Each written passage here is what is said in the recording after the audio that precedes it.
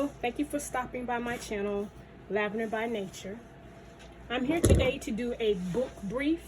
I'm basically just jumping into the book community, and I wanted to start with a book I've recently read called Zipporah, Wife of Moses. The book is a biblical retelling or biblical fiction because the author does create some scenes and scenarios of its own that's just not, in the Bible.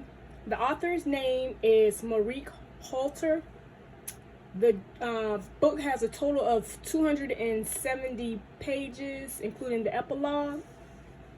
And so going into my book brief, I just kind of asked myself a couple of questions about the book, what I felt, but I won't give any details to be a spoiler for the book. Someone may want to read it for themselves. So my first question I asked myself is, will I reread the book? No, I wouldn't. Would I recommend the book to someone else?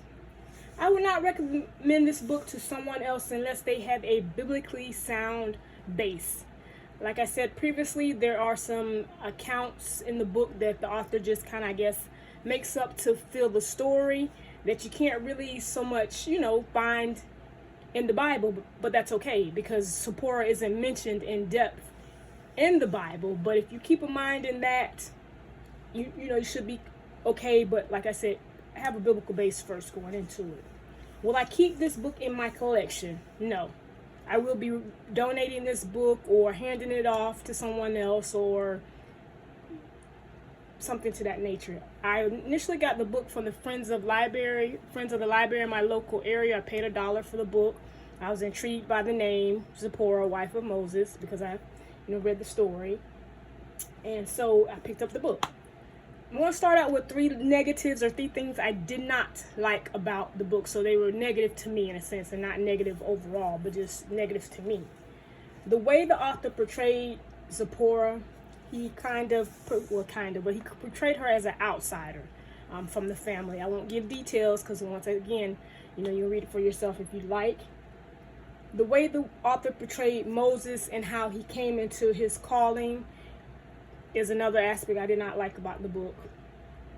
And also the third one probably for me would be the seduction, the lust, and the idolatry that is the author portrayed in the book. He gives accounts of several things that make me say, like, why, and why would you go that direction with it, or why would you put that in here, that kind of thing. So that was another negative to me. Three positives I want to go into about the book is that at least there is a book about Zipporah.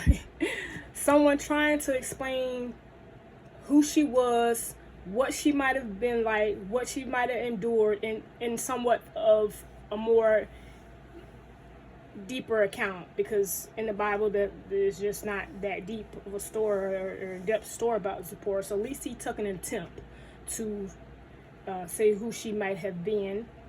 He does show some of the strength of Zipporah in this book, not in all accounts, in all ways, but he does show her strength. Another positive to the book is that the story accounts for the entire account of Moses getting the children out of Egypt, the children of Israel out of Egypt. So this should conclude it. There should not be another book, nothing to expand or possibly fluff the story up. This should be it. And another positive I would say is that, I finished the book. As much as I wanted to put it down, I finished the book. So the positive is that I could check it off. I purchased it. I only paid like $1. $1. And I read it. So so thank you for listening to my book brief. If you have any comments, please feel free to leave them in the comment section. If you want to talk about the book, you have any questions or anything, or like to go in depth, a little more discussion in it, I'll be fine to kind of give you something that I felt if need be. Once again, thank you for coming by my channel. This is Lavender by Nature. Have a good day.